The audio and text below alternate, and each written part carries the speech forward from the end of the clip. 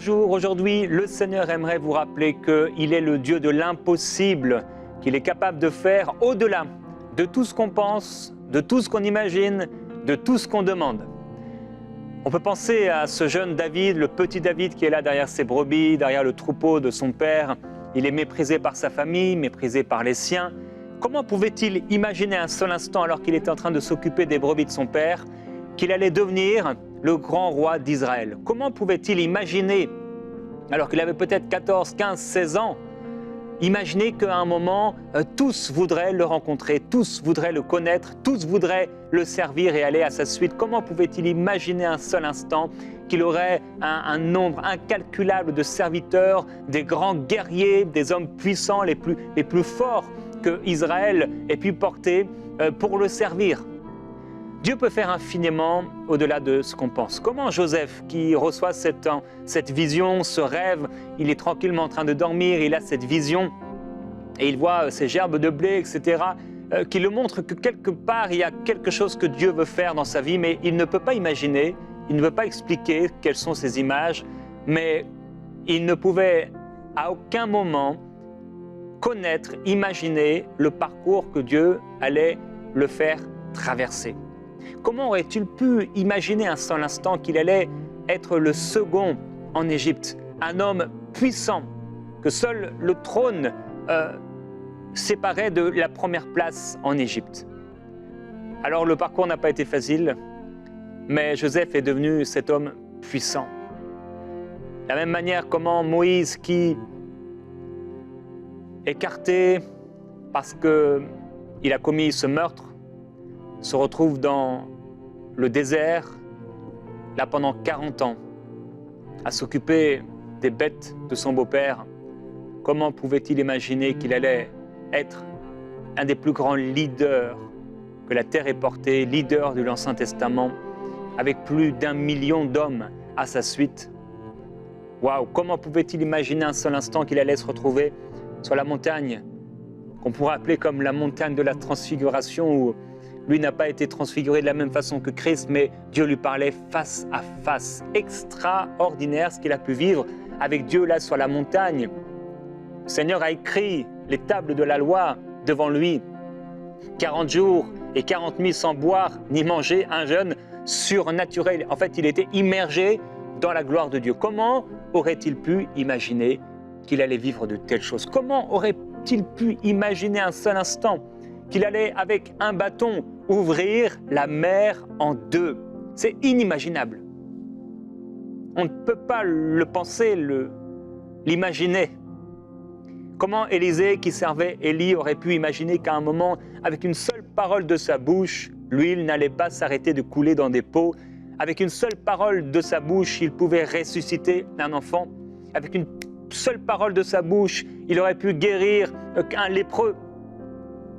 Comment Pierre, qui se retrouve devant le Seigneur Jésus-Christ, il ne le connaît pas encore et il voit que Jésus l'appelle.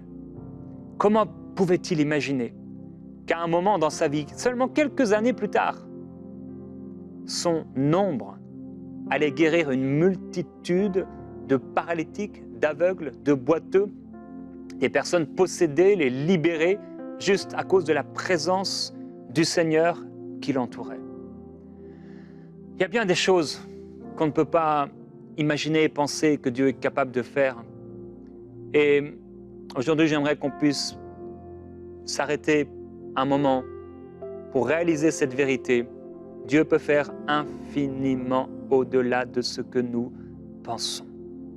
Nous ne devons pas nous arrêter à ce qui est intellectuel, psychique, ce qu'on peut raisonner, calculer, parce que Dieu peut dépasser ça.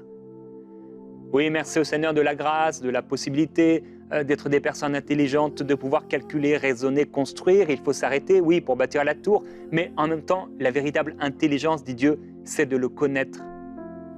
Et je prie qu'on ait ce type d'intelligence qui connaît Dieu et qui connaît la puissance de Dieu, qui connaît ce que Dieu est capable de faire. Dans le livre d'Éphésiens, l'apôtre Paul nous partage ce que nous pouvons vivre par l'Esprit, par la gloire de Dieu et par la foi. Et il dit qu'on peut connaître l'amour de Christ qui surpasse toute connaissance, en sorte qu'on soit rempli jusqu'au que à toute la plénitude de Dieu. Je pense qu'il n'y a rien d'aussi grand sur la terre que de connaître Christ et de connaître l'amour de Christ et d'être rempli de toute la plénitude de Dieu. La plénitude est la volonté de Dieu. Et après avoir dans cet épître, l'apôtre Paul nous a remis à la bouche par ces deux extraordinaires promesses d'être rempli de l'amour de Dieu, d'être rempli de la plénitude de Dieu. Il dit « Or, à celui qui peut faire, par la puissance qui agit en nous, infiniment au-delà de ce qu'on pense ou de ce qu'on demande, à Dieu soit la gloire dans l'Église et en Jésus-Christ, dans toutes les générations et au siècle des siècles. Amen. » Oui, Dieu peut faire infiniment. Par la puissance qui agit en nous, infiniment au-delà de ce qu'on pense et de ce qu'on demande. Alors, ce verset nous rappelle la puissance illimitée de Dieu. On doit se rappeler que Dieu a créé l'univers, qu'il connaît les étoiles par leur nom. Qu'est-ce que 10 000 € pour Dieu? Qu'est-ce qu'un cancer devant lui? Jésus n'était pas impressionné par les malades. Jamais à un moment, il fut impressionné par la condition d'un homme parce qu'il était malade, parce qu'il était lépreux, en mauvais état, parce qu'il était paralytique ou aveugle. Jésus n'était pas impressionné lorsqu'un aveugle ouvrait les yeux. C'était la normalité et c'est la normalité divine. À un moment, il a été, entre guillemets, étonné de la foi d'un homme. C'est ce centenier qui avait chez lui un serviteur paralysé qui souffrait beaucoup. Et ce centenier va dire « Mais dis seulement un mot et mon serviteur sera guéri. » Et en effet, Christ dit un mot et le serviteur qui était en train de mourir, le voilà guéri par la puissance du Seigneur Jésus-Christ. Oui, Dieu peut faire infiniment, au-delà de ce qu'on pense, mais il nous faut la foi. On doit élever notre foi au milieu de l'obscurité et des temps difficiles. Et on doit puiser en Christ cette foi afin que nous puissions arriver à la conviction qu'un seul mot de sa bouche suffira. Que la foi se lève dans nos cœurs pour que nous puissions croire qu'un seul mot du Seigneur suffit pour transformer la situation que nous sommes en train de traverser. Alors oui, Dieu peut faire infiniment, au-delà de ce qu'on pense et de ce qu'on demande. On a peut-être prié pour avoir un enfant, mais Dieu va nous donner 2 enfants. On a peut-être prié pour avoir un peu moins mal, mais Dieu va nous rétablir à 100%. On a peut-être prié pour obtenir une guérison, mais ce que Dieu va faire, c'est un miracle.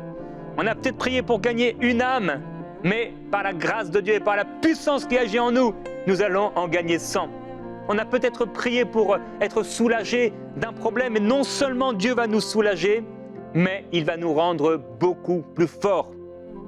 On a peut-être prié pour ce papier d'immigration, mais non seulement Dieu va nous le donner, mais dans ce pays, Dieu a déjà prévu de nous donner une maison.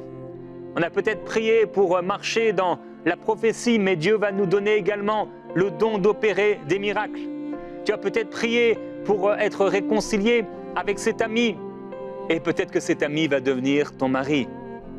On a peut-être prié pour avoir plus d'assurance, pour annoncer l'évangile, mais Dieu va faire de nous des évangélistes. Peut-être que tu as prié pour avoir juste assez de nourriture, mais Dieu va te donner un menu surabondant. Tu as peut-être prié simplement pour avoir juste l'argent nécessaire pour le mariage, mais Dieu va te donner, te combler de biens et te permettre de vivre un mariage non seulement béni le jour de ce mariage, mais au-delà. Peut-être que tu as prié pour réussir à pardonner une personne, mais Dieu va te donner un amour surnaturel, un amour divin. Tu as peut-être prié pour avoir du discernement, obtenir du discernement dans tes affaires, et par sa grâce, tu vas devenir un véritable aigle qui est capable de voir de loin les choses, les situations. Tu as peut-être prié pour que Dieu te donne 1 an de plus, et par sa grâce et par sa puissance, il est capable de t'en donner 20.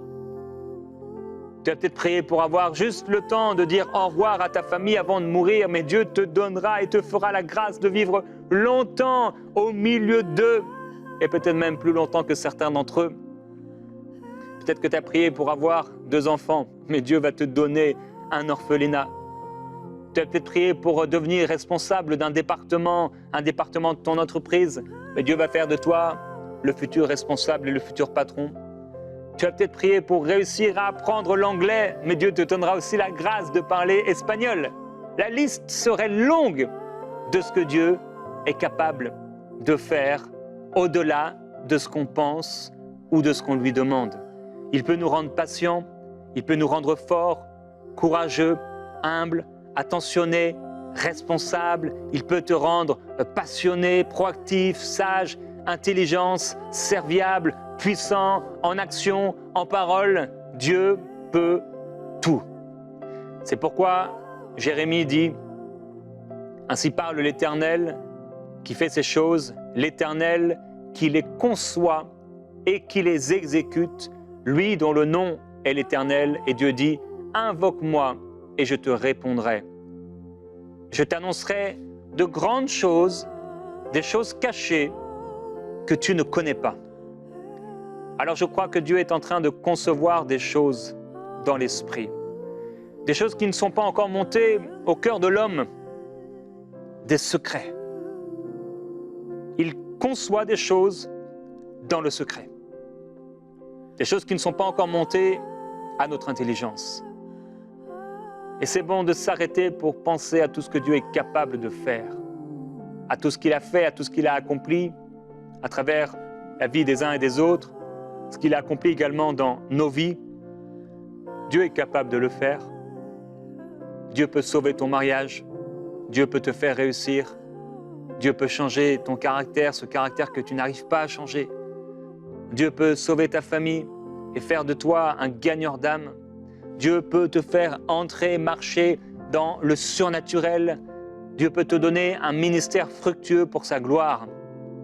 Alors oui, Dieu peut le faire.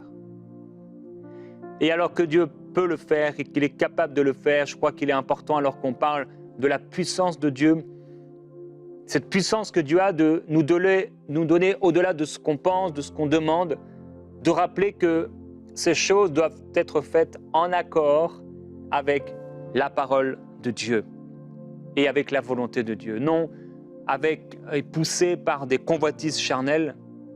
Parce qu'en effet, après avoir proclamé cette vérité de la toute-puissance de Dieu, Paul va parler quelques lignes plus loin des païens qui vivent dans la dissolution, ils vivent dans les impuretés, la cupidité, et il dit « Mais vous, ce n'est pas ainsi que vous avez appris Christ. Si du moins vous l'avez entendu, et si conformément à la vérité qui est en Jésus. » Il y a une vérité qui est en Jésus, et quelle est-elle? Vous dépouillez, eu égard à votre vie passée, du vieil homme qui se corrompt par les convoitises trompeuses, à être renouvelé dans l'intelligence, dans l'esprit de votre intelligence, et à revêtir l'homme nouveau, créé selon Dieu dans une justice et une sainteté que produit la vérité. Alors c'est non pas notre volonté, mais la sienne. Et alors que nous disons et nous proclamons que Dieu est capable de faire infiniment au-delà de ce qu'on pense, de ce qu'on demande, il ne s'agit non pas de notre volonté, mais de sa volonté. Et tu peux le dire au Seigneur, merci parce que tu es capable de le faire, je le crois, tu es capable de faire au-delà même de ce que je t'ai demandé. Tu es capable de faire au-delà de ce que je peux penser. Comme David derrière ses brebis, en quelques années, tu l'as transformé. Comme Joseph, là, avec son rêve méprisé par ses frères, tu es capable de me transformer, d'amener ta gloire sur ma vie qui va bouleverser ma vie. Alors quand on parle de ce que Dieu est capable de faire, soyons bien sûrs qu'on n'est pas rempli de convoitises mondaines et que ce qu'on va demander a un but noble, afin que nos désirs puissent être en accord avec les désirs du Seigneur. Et si l'objet de nos pensées doit être honorable, juste, pur, aimable, vertueux, digne d'approbation et de louange, eh bien, ce que Dieu va accomplir dans nos vies le sera aussi. Dieu ne va pas te donner quelque chose qui n'est pas honorable. Dieu ne va pas te donner quelque chose d'injuste ou d'impur. Dieu ne te donnera pas quelque chose qu'il n'approuve pas. Il nous donnera des choses et il accomplira des choses en fonction de sa propre volonté.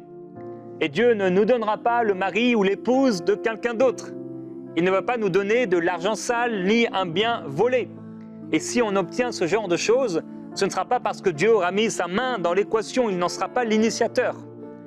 Et s'il est vrai que, les Égyptiens, les Israélites sont sortis de l'Égypte avec l'or des Égyptiens, ce n'était pas un vol, mais c'était la manifestation de la faveur que Dieu leur a donnée de sortir avec des richesses, un don de la part des Égyptiens. Alors oui, c'est vrai que on pourrait participer à une vente aux enchères parce que quelqu'un a perdu sa voiture et le gouvernement vend la voiture aux enchères et on fait une super bonne affaire. Oui, Dieu pourrait être dans le coup, mais parce que les choses sont faites avec justice et pas parce qu'on a été injuste ou parce qu'on a nous-mêmes donc marché dans l'injustice. On doit donc faire attention de ne pas être rempli de convoitise,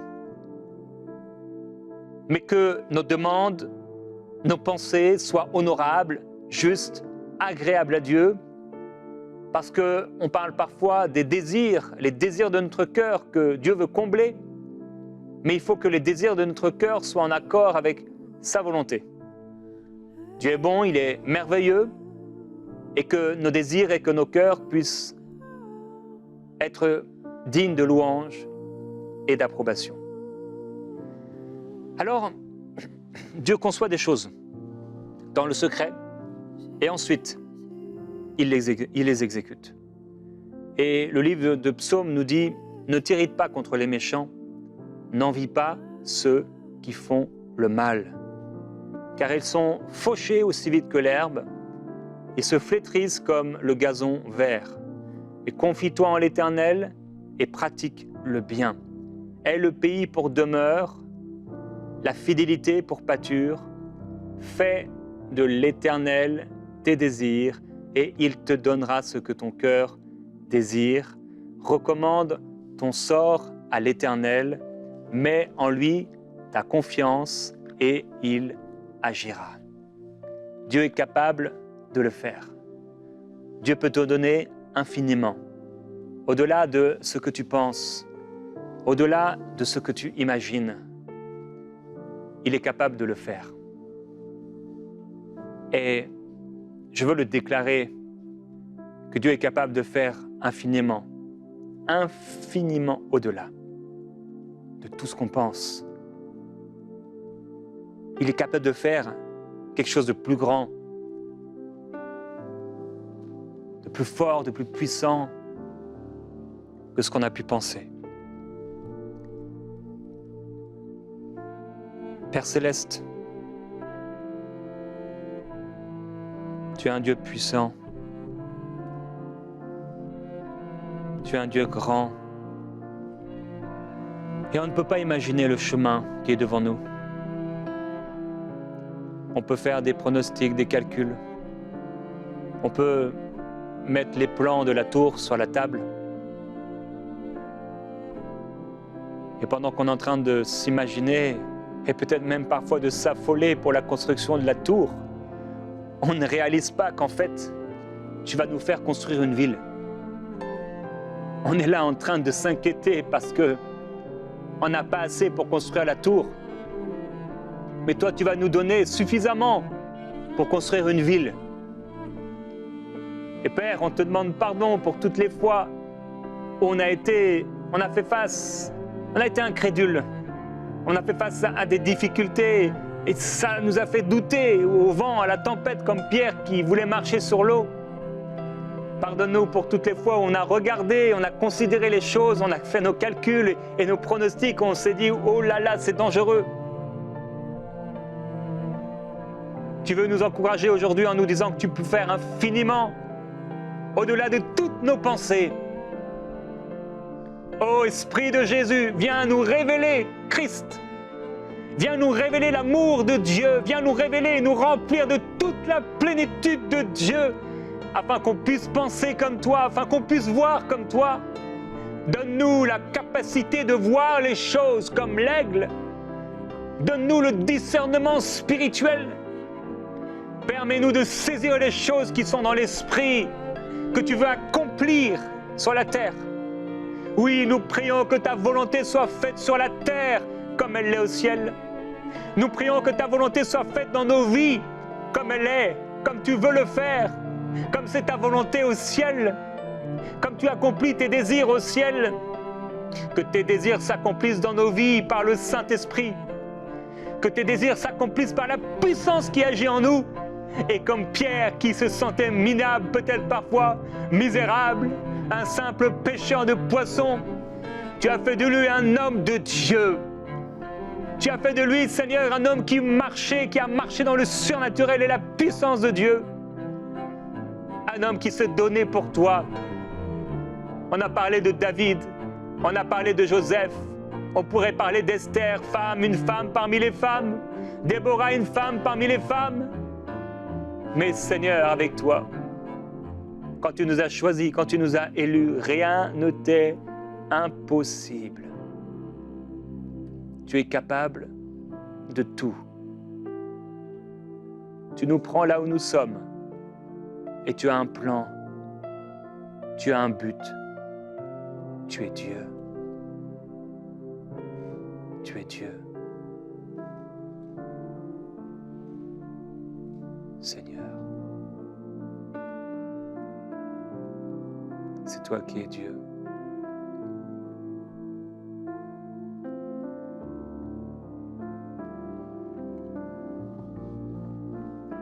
Merci Seigneur.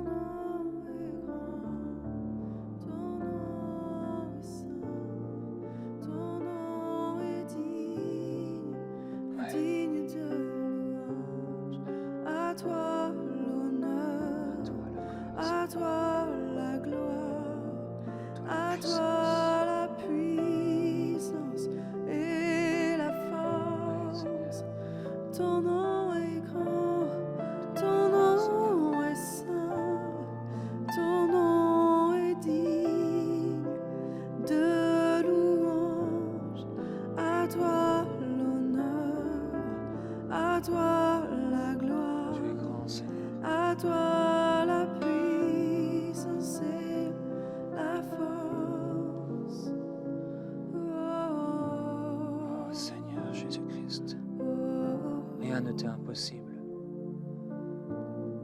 Combien Dieu est grand. Rien ne t'est impossible. Combien Jérémie pensait qu'il était un enfant. Mais tu avais tout prévu. tous verront combien. Il ne savait pas qu'il allait devenir un prophète de l'Éternel. Combien Qu'au son de sa voix, Dieu est grand, Dieu est grand, Dieu est grand. les anges Combien agiraient. est grand, chantons-le. Oui, tu es grand, Seigneur. Déclare-le, mon frère, ma sœur, déclare que Dieu est grand. Devant tes situations, devant tes problèmes, dis-le, Seigneur, tu es grand. Oui, combien Dieu est grand. Oui, tu es grand. Chantons-le combien Dieu est grand. Tu es grand, Seigneur. Et tous verront combien. Combien Tu es grand, Dieu Seigneur. est grand. Plus grand que mes problèmes, plus grand que mes difficultés, plus grand que cette attente, Dieu est grand. plus grand que ce dossier bloqué, plus grand que ce verdict humain, ce rapport des médecins, des professeurs, ce refus du banquier, du responsable. Tu es plus grand que les hommes, plus grand que les patrons. La terre et tout ce qu'elle contient t'appartient. L'or et l'argent est à toi. Que peut me faire un homme? Si tu es avec moi, qui sera contre moi? Le petit David a coupé la tête du grand Goliath.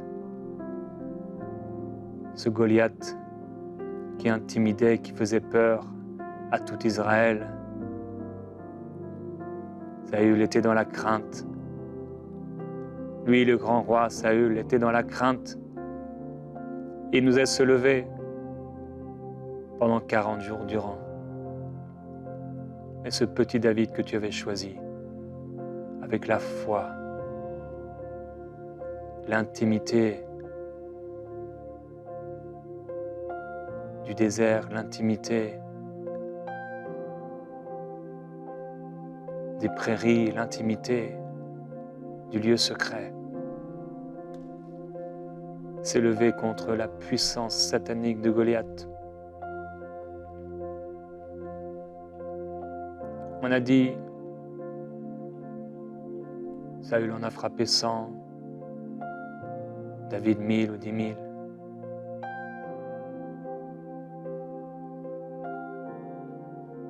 Et ce que l'on considère aujourd'hui comme étant grand,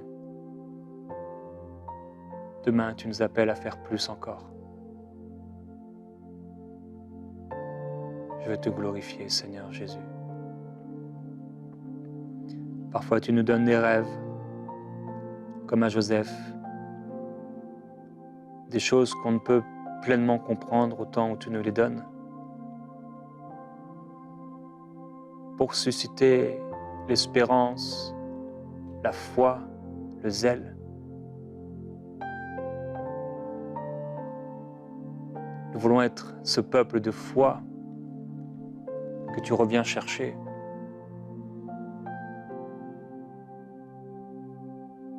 Nous voulons continuer de croire que tu es capable de le faire et que tu vas le faire.